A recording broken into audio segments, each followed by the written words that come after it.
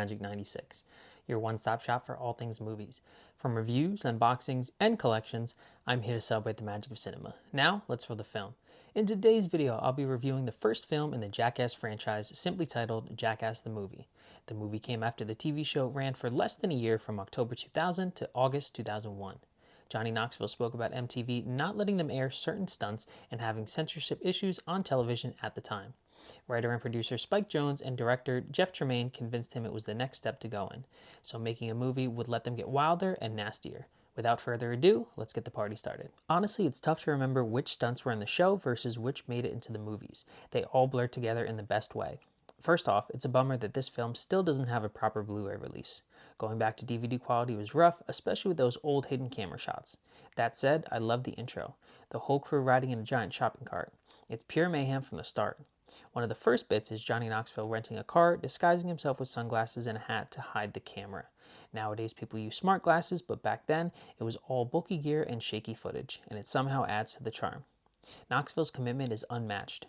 Whether he's acting like a car thief or dressing up as an old man shoplifting, he never breaks character. His strength is situational comedy. I laughed hard when Bam and Ryan Dunn go full speed into bowling pins, especially seeing the bystanders react.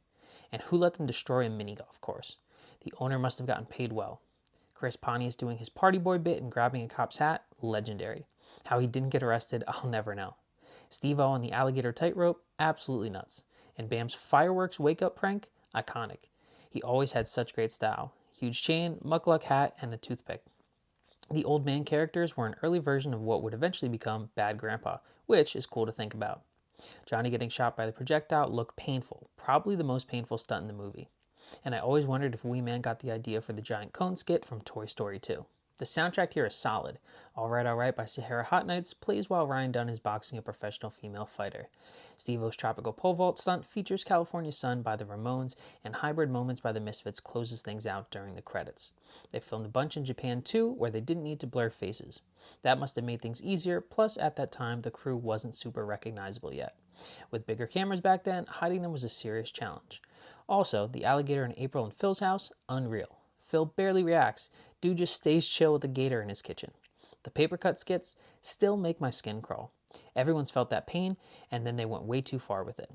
And how about Tony Hawk doing McTwist in a fat suit? That's just showing off. Look, not all the humor lands.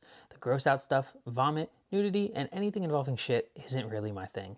Some examples: Chris Pontius using muscle stimulants on his balls, Preston ripping his jeans and seeing his ass, Steve-O snorting wasabi and putting fireworks in his butt, Aaron's snow cone stunt. For me, those bits just didn't hold up the same way the clever stunts do. Finally, to me, the most memorable skit, hands down, the toy car skit with Ryan Dunn. If you know, you know. That one is unforgettable. What was your favorite stunt in the film, and where does it rank among the franchise?